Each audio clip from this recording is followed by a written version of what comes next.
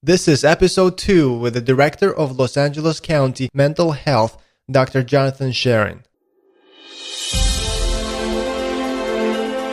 Hi, my name is Leon Gabrielian, and this is the Thriving Life Club, the podcast for those who want to thrive in every area of life. Thanks for joining me today. Welcome to the club. Let's begin.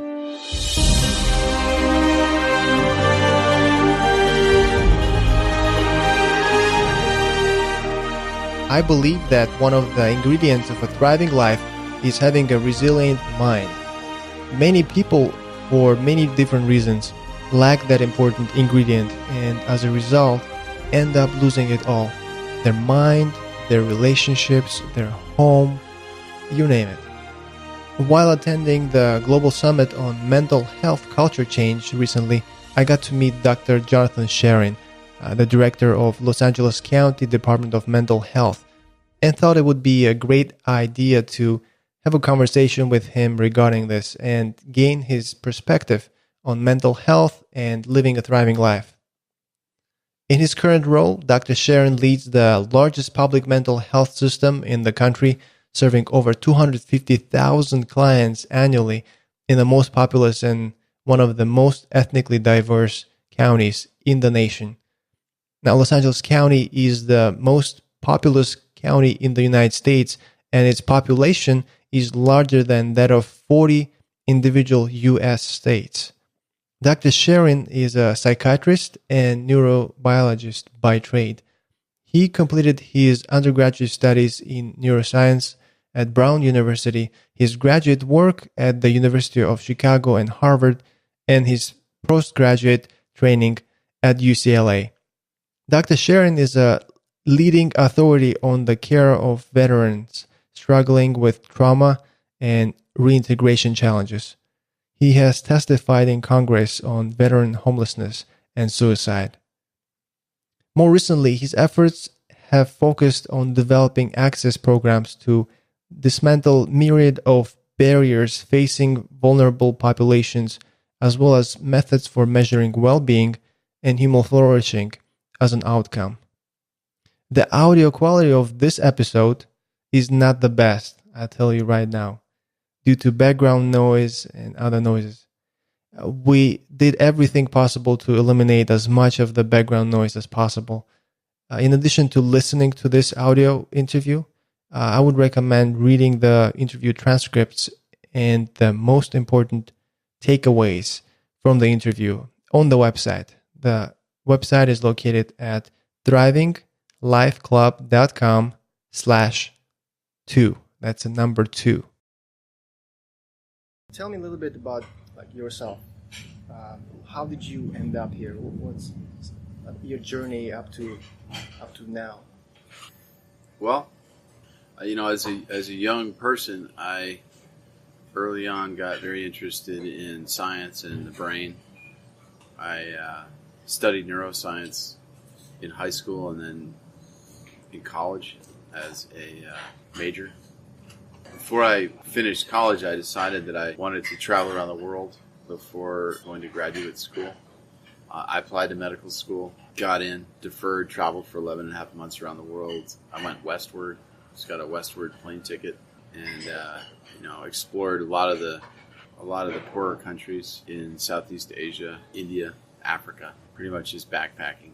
And that was a very formative experience for me, an important year to learn about, not just the people of the world, but myself and my position in the world and what I really cared about. And when I returned, I went to medical school, University of Chicago, and I began working in a lab in addition to doing medical studies, and decided to continue not just doing medical work, but a PhD in neurobiology, which I did at a lab in Harvard in Boston. Ended up studying sleep circuitry. Identified a real core set of cells, a nucleus in the mammalian brain that's thought to this day to be really critical to the onset and maintenance of sleep. After medical school, after graduate school, though I had been interested in doing neurosurgery for a period of time, really kind of spent a lot of time with psychiatric patients, and pursue a residency in psychiatry. I moved out to LA, went to UCLA, started surfing. During my period of the residency, I kind of fell in love with the mission of taking care of vulnerable and traumatized populations, and in particular veterans. And I took a job right out of residency at the West Los Angeles VA.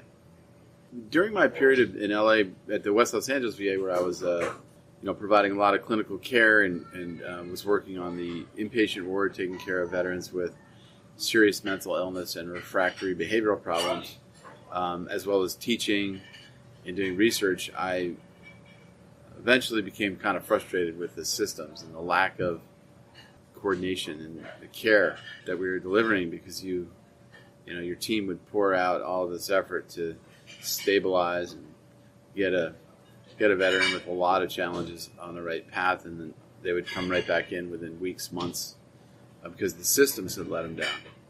That really provoked me to become, I would say, vocal about the need to improve systems, and that really led to my whole career in clinical leadership, administrative leadership. I started as a clinician and researcher, and over my time at West Los Angeles VA, I ended up taking over mental health services for the campus, both the inpatient and the outpatient, as well as residential programming, which I did for a bit. And I also spent a fair amount of time trying to engage the community in a way that VA had not, and it has been doing more so in recent years. And in the context of doing that, I got recruited by the University of Miami and the Miami VA to take a job there. They made a very attractive offer to me, not just in terms of my role at the VA, but also my role at the university as a vice chairman. And I had a wonderful experience there. I took that job for a couple of years. After being there, because of my own personal life and my need to take over primary custody for my kid, I moved back to Los Angeles. And in that transition, I managed to connect with a large national nonprofit known as Volunteers of America. And they were interested in making veterans their primary target. And they created I created a position actually with them to be their chief medical officer nationally, and also their executive vice president for military communities. And did that for a period of time.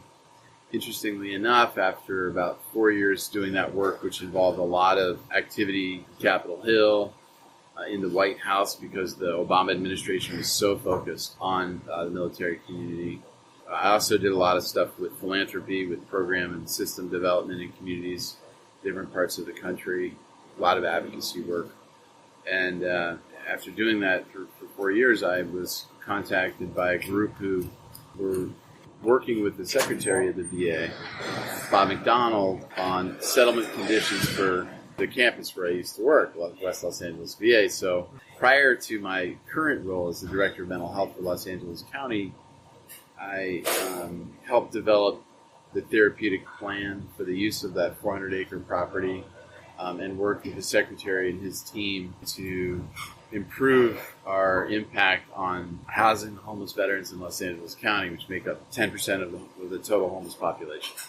So that kind of gets me to where I am today, working in what happens to be the largest public mental health department in the nation, and a place where there's so much opportunity and so much need, and I'm very honored to be in this current role. You mentioned your study relating to sleep and sleep patterns, or could you tell me more about that? I was, at the time, in what we would call a systems neuroscience lab, and I had a great deal of interest in neurocircuitry and the drivers of basic core behavior. And we all know about the appetitive behaviors, whether it's eating, sleeping, sexual behavior. These are fundamental drivers of the human condition and are critical to mental health, mental illness, and overall well-being.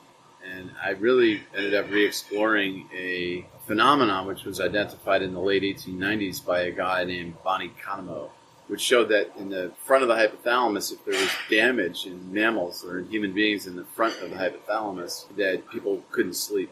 Whereas if there was damage to the posterior hypothalamus, people would just continue to sleep. Is this physical damage we're talking about? Physical damage, yeah. Actually, whether it was physical damage or infection, it was the correlation between an anterior-posterior hypothalamic push-pull was established. But it wasn't understood very well. There were a lot of lesion studies and stimulation studies throughout time.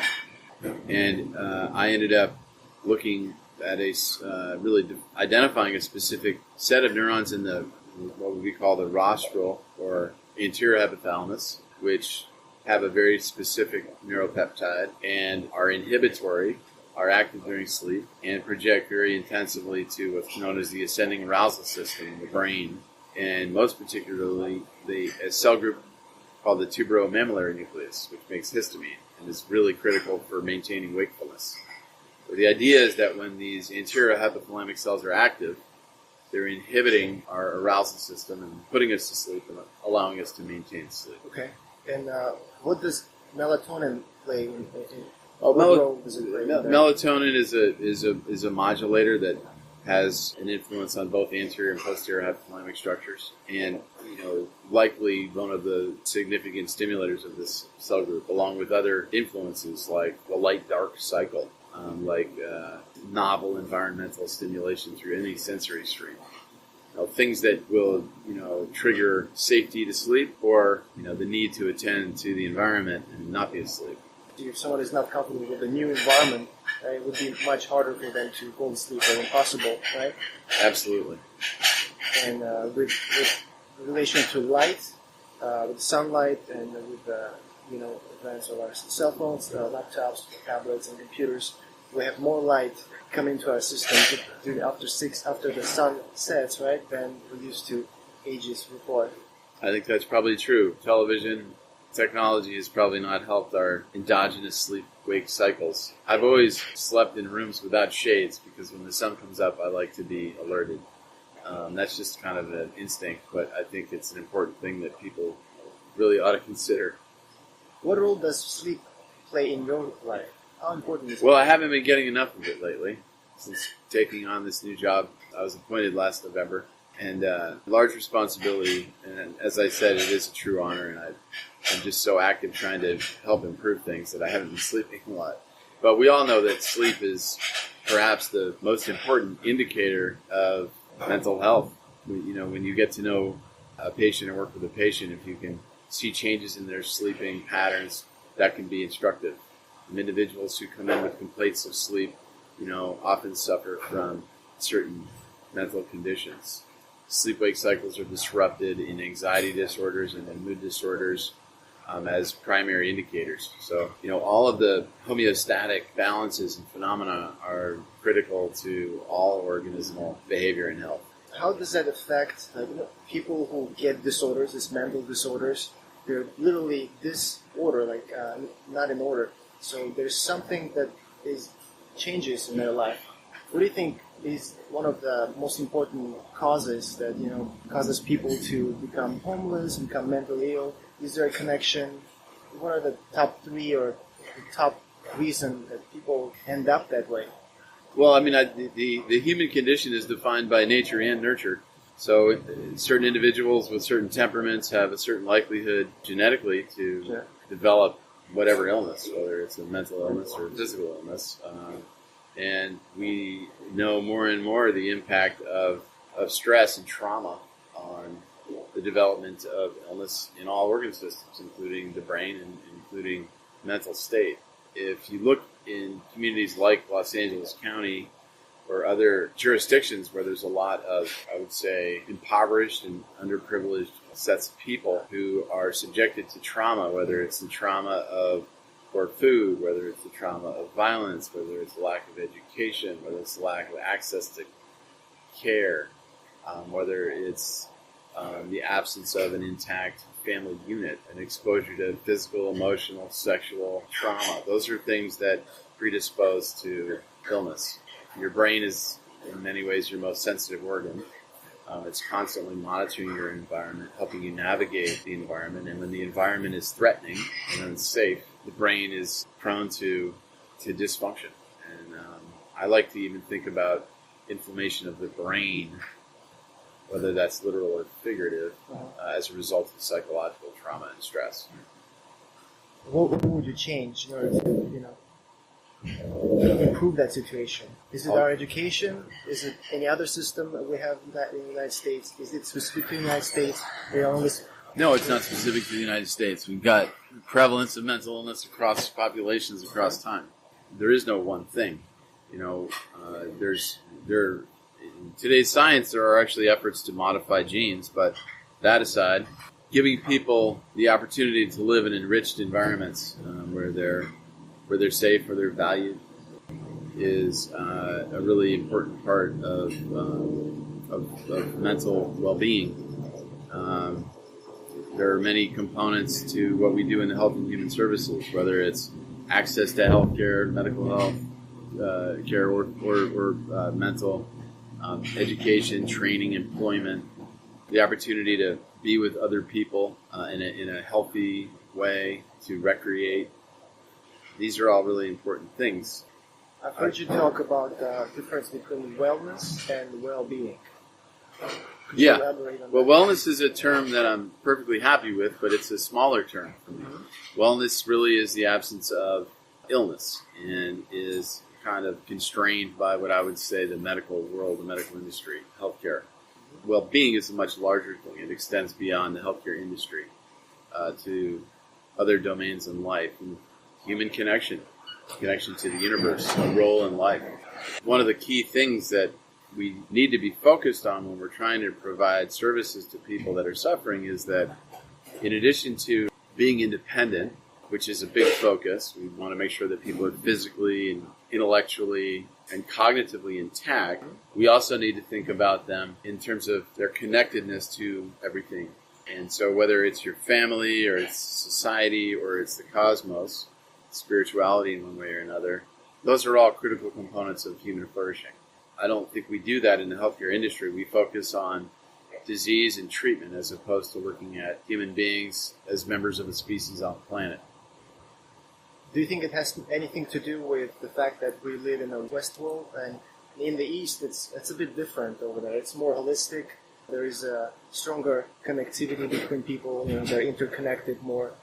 Do you think just because we live in a Western world, that's one of the experiences? I think Western society is very self-interested and individualistic, and I think that while there are some good things about that, in many ways there are liabilities which show up at the level of an individual, of a family, of neighborhood, of community, and really the lack of cohesion that we have. And one of the problems as a society, one of the problems that we see that's not the case in other parts of the world are things like homelessness. Homelessness and the stigma of mental illness, substance abuse and addiction. Those are things that don't exist at the same level when there is coalition building and connectivity at a higher level. And really what we don't focus on enough is the isolation of individuals. And that isolation, in many, many cases, leads down a bad pathway. Los Angeles is an interesting place. It's probably one of the only places I've experienced this. Downtown, for example, Los Angeles downtown. You have a nice meal, and then it's a nice restaurant inside. It's beautiful. Once you walk out of that restaurant, you see many, many homeless people just hanging out outside, And for a moment, I think to myself, isn't this the United States? We're supposed to be, one of the leading countries in the world, and yet you see this downtown looking like a third world country. What's going on here? What went wrong? Yeah, well, I mean, we at some level culturally have lost our way, and it's difficult in the health and human service industry to keep up with the level of dis-ease of individuals and families and communities when the culture is kind of propagating and promulgating more and more problems. We have to look at very fundamental aspects of our meaning systems and our priorities and values to correct that.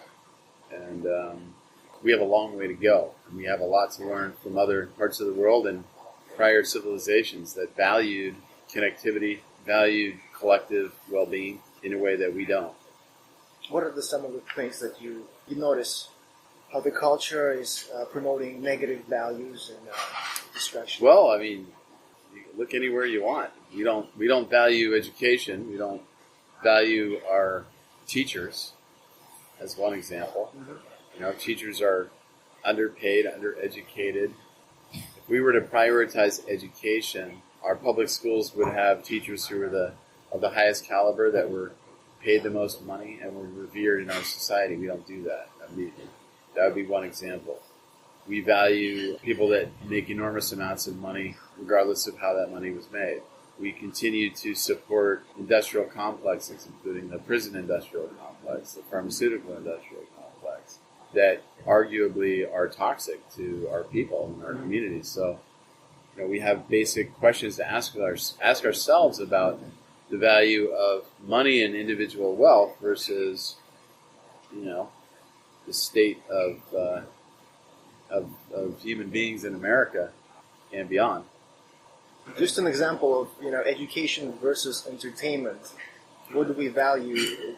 Sports athletes make more money than some teachers. Some entertainment companies or entertainers, individuals, make more money than the teachers. So that's how we see what's more valued more in this culture. Yeah, and it's unfortunate. Agreed. What is your philosophy towards that? Your life and work life? Well, look, my whole life I've kind of just been lucky enough to follow my heart and my passion, and I arguably have had several different careers, and maybe I have more ahead. I've thought a lot about writing, which I will hopefully do when I can get the time to read again, stimulate my brain. If we get back to the issue of what makes people flourish, and it's being independent and being connected. Being connected to me really has two major components. One of them is belonging. So it's belonging, as I had said, to a family, to society, perhaps through a job, and through the cosmos. But it's also having a purpose. So if you have a purpose in your family, if you have a purpose in your community and in your society, if you have a purpose spiritually, then you are connected.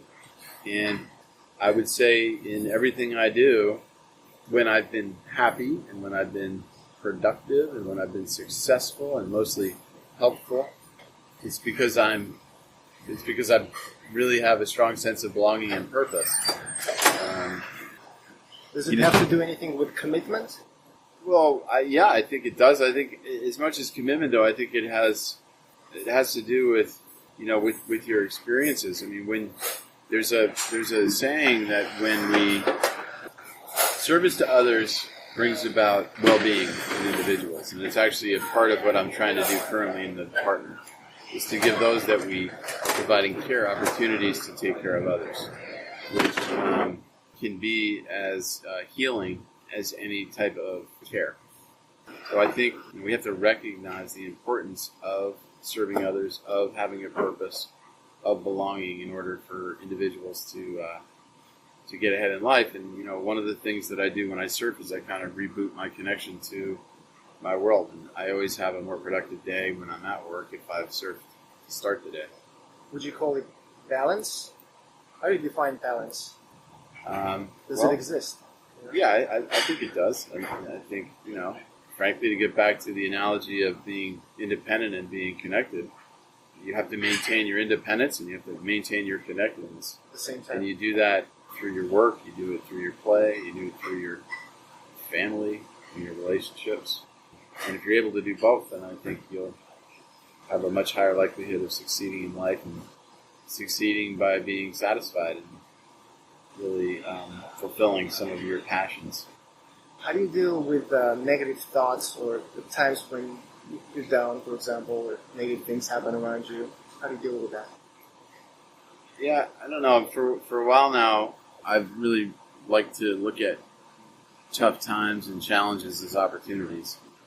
I think everything that happens in life is an opportunity if you can wrap your head around it in that way and look at it through that lens.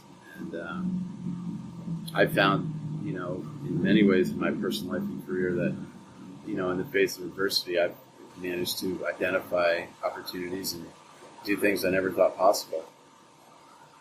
One example would be working on the West Los Angeles VA campus to get a lot of input and buy-in from a community that was very disenfranchised and disenchanted with the VA, and taking a lot of personal and professional attacks in the process. But over time, using all of that energy to eventually come up with a plan for that campus, which I think is very inspired.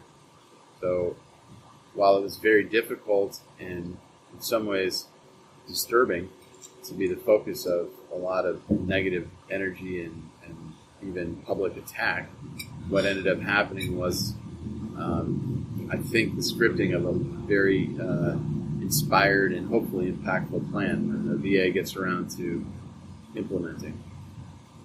What are three things that you do or need to thrive during your average day? I think the first thing is really listening. Listening to my kid, listening to myself, listening to folks that we're trying to take care of, listening to my staff, listening to my bosses.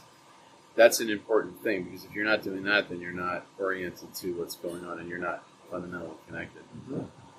Another thing is engaging in an activity where I feel like I lose myself. Surfing is the easiest example for me. Some people do other sports or read books or meditate or do yoga or watch a mindless movie or television program. And then I think a third one is taking the time to really focus, identify strategies and targets for things that need to be done as next steps, whether in life or in my career. Goal setting? Yeah. Do you set goals? Long-term, short-term goals? Sure. How do you do it? Do you write it down? Do you have goals for every single day? No, I don't usually have goals for every single day, but I have more and more been setting goals, in the short term, in the order of weeks to months, and midterm in terms of a few years at a time, and then longer. Setting those goals and holding yourself accountable to them and holding other people accountable to helping achieve those goals based on a shared vision is really critical to actually getting things done. Describe a thriving life to someone who's blind. Return to the narrative of being connected and being independent. And we're a very visual species. So in many ways there are challenges without sight to being independent and to being connected. But there are folks who are blind either at birth or become blind who have developed extensive abilities to do things that others don't with the rest of your sensory streams. And so I don't really see it as a different enterprise as someone that was deaf or has some other quote disability, because in fact it can allow for the generation of superior abilities in other ways. But how does it look? I mean, how would you tell them? How does it feel? How does it sound? Someone that's blind can be as aware or more aware of their environment as someone with sight, capable of doing things that someone with sight can't do. So it would look and feel like having the abilities that are needed to be independent, and having the affiliations that you need to be connected. Those two things. Yes. To work together to achieve a thriving life. Yes. That's what you want. Yeah. Why did you choose neuroscience? Back in high school, back in college? Don't really know. How those things happen. I do remember being fascinated by the brain, because as you learn about the brain, it really is the most, the human brain is the most complex organization of matter that we're aware of, and that at a philosophical kind of intellectual level, that was the big attraction. And I can't really tell you anything more than that, other than it's been a drive, it's been an instinct to study and work with the brain. Why not psychology? Well, like I said, I almost became a neurosurgeon. A lot of my research work involved surgery. I like to think I'm actually a really good surgeon. I enjoyed my surgical rotations. I'm also very much, medically, biologically oriented in terms of my thinking and my training. I think, for whatever reason, my approach initially to understanding the material brain led me down the path to getting medical training and becoming a psychiatrist. I don't see psychotropic medications as anything more than a tool for a given individual. I don't think that medications are an answer. I think in many cases, particularly for individuals with serious mental illness, there can be a linchpin and a critical tool, right, but not the only tool. Just a tool. We spend an awful lot of money and time and other people's money in an overly interventional and overly medicated industry, in my opinion. And it's not that we couldn't develop better drugs, but the cost of developing better drugs at the expense of pursuing other strategies and actually delivering other types of care is problematic. And there will be those who will argue, particularly in other fields besides mental health, although in some cases you can make the argument in mental health that a very specific type of medication worked in a way that nothing else worked and saved somebody's life. But, the bigger pressing issues as a society are massive in scale, go well beyond the needs of individuals. We've got 48,000 homeless in Los Angeles County. 58, up from 47. Wow. Serious number of them have mental illness, and in that context, it's hard to really, for me, in my role, to focus on medications that cost $40,000 for a dose. I'm not saying that's a bad thing, but I think it's something that probably falls outside the domain of the public sector. Are some of those homeless people veterans? 10% of all homeless Veterans. are veterans, yeah. Why do you think, could you elaborate more, the most important thing that affects them in the process of integrating into the society, so to speak? Well, when individuals enlist and train to be in the armed forces, they adopt a very important mission, whether you agree with it or not, and they become a part of a team, a very cohesive team, a team that is built upon interdependence and connectivity. Okay. And when individuals are exposed to traumas, whether they're physical traumas, emotional traumas that impact their cognition, traumas that evolve with their family related to distance, change in their ability to become employed when they return home, things that injure them morally based on what they do or what they see, and then they come back to a country that doesn't provide them with a clear place to belong or a mission, it's easy to understand why things go awry. And while I think it's a bigger problem for combat veterans, it's a problem for veterans of any kind because of the indoctrination into a very, very cohesive set with a very specific purpose. When that goes away, people suffer. What would you say is your biggest fear moving forward? I think the biggest fear is that the forces that conspire currently all over the world, and certainly in our country and in Los Angeles, to leave a lot of people isolated and disabled, continue to grow. If we can't figure out a way to come together and to unify at the level of individuals and as communities, if we can't figure out ways to leverage our collective intelligence and workforce to do things for the greater good, if we're unable to, frame that around employment, self-sufficiency, things are just going to continue to get worse. That's my biggest fear. And the problem in our field is that forces well beyond our control, some of which are in the political realm, become problems of catch up. You know, a problem it evolves, and we run after it with band-aids. We'll never win that battle. We need to adopt a different social strategy that values differences and individual people, and that doesn't focus as much on individual wealth, and really a meaning system that's sustainable as a society. I don't think we're there, and I think we're moving in the wrong direction. Moving in the wrong direction?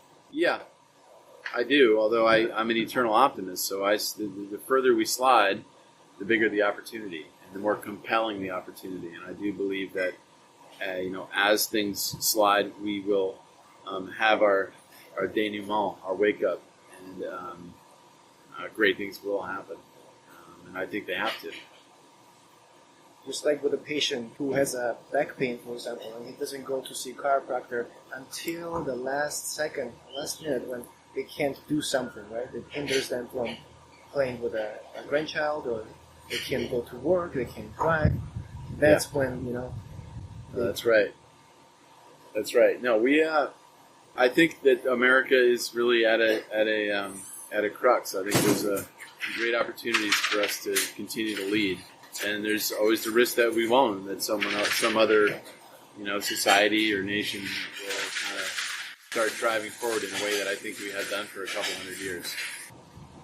The one thing I would encourage people to do is to serve each other, take care of each other. That's one recipe towards feeling better and bringing us together. So I know it's a cheesy saying to serve God, but whether it's God or whatever you want to call it, if you do help other people, your life and everyone's life will get better. So do it. Helping each other in any way, right? And then serving a higher power, some sort of higher power. Yeah, I like, when I'm having a bad day, I like opening doors for people more than usual, stopping in traffic and letting people go in front of me. Little things like that, I think, have a ripple effect, and you can actually feel them yourself. So it speaks volumes. You mentioned about the changing the culture that promotes mental health, and confronting the stigma and changing our perception about language and attitudes to create a new culture. What is the vision? Well, I mean, I think the way to influence culture is through education, and education becomes shared knowledge when there are platforms for dialogue and communication. And when there is shared knowledge, there becomes shared intent. And where there's shared intent, there can become action.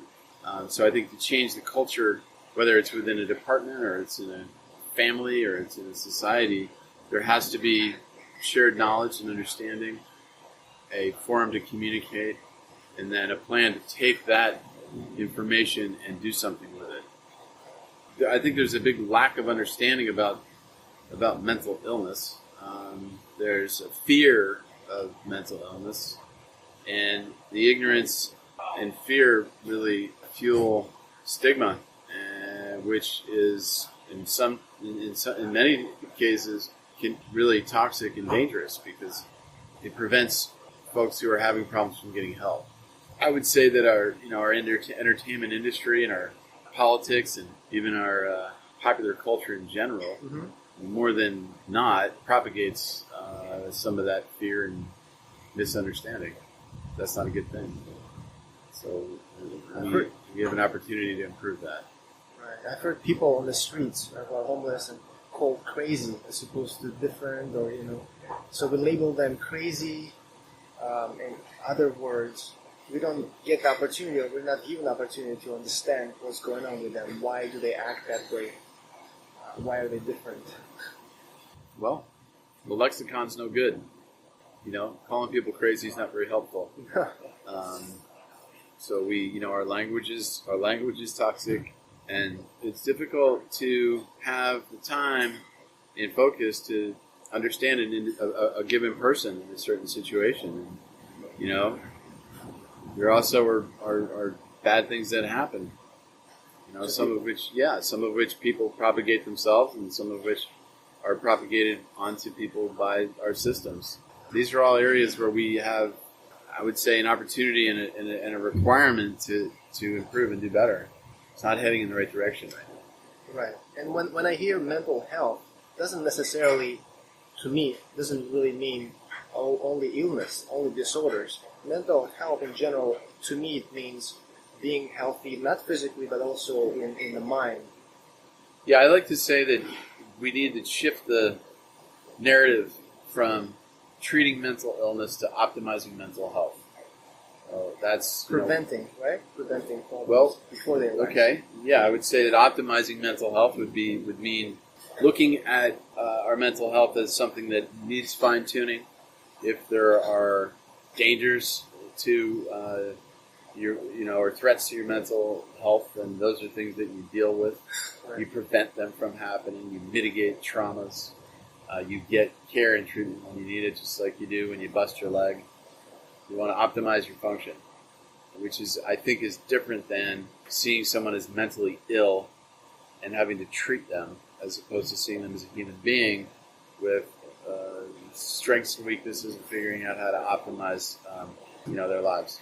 Some of the components missing. I imagine it as for a person to be mentally healthy and physically healthy, there should be some fundamental components in their life present. Just like in the hierarchy, Maslow's hierarchy. And when you see a person that we call crazy or different, they have some kind of illness, mental illness, we should be looking at them as someone who's missing something, right? Some component in their life. That's why it has caused this as a result. Yeah, it's a complex formula. Well-being, mental health is a really important one. It's an important part of the recipe. Right. I would say everything stems from mental health. Everything stems from mind. Therefore, by being healthy in the mind, everything around us would be much more healthier, wholesome, better, right? Well, you navigate your world with your mind. Right. And so I think I would tend to agree with you. What is your definition of a thriving life? I would say a thriving life is one that experiences joy and love and is productive both at the individual level and for the greater world. Those are really key things. Joy, love, and productivity on individual? Yeah, productivity or generativity. Generativity. Yeah. Driven by inspiration. Fair enough. Yeah. Thank you very much. You bet. Good to see you. And there we have it. Another amazing guest has visited our club. Make sure to subscribe to the Thriving Life Club podcast on your favorite app. Simply go to thrivinglifeclub.com/ and the name of your favorite platform. iTunes, Stitcher, Spotify, Google Play, YouTube. You get the point. You will find the show notes, the episode freebie, and the resources mentioned during the episode by navigating your browser to thrivinglifeclub.com/ and the number of this episode. For example, for the episode 3, you would go to thrivinglifeclub.com/ 3. For the episode 7, you would go to thrivinglifeclub.com/ 7. We want to make this podcast the #1 podcast on iTunes in its category. When you feel inspired, head over to iTunes and give us a quick review to keep the podcast commercial free and get it discovered by more people like you and families like yours. Rate and review the podcast on iTunes and share it with your friends. Let's inspire more people together. And until the next episode, just remember, start where you are, use what you have, do what you can, live a thriving life.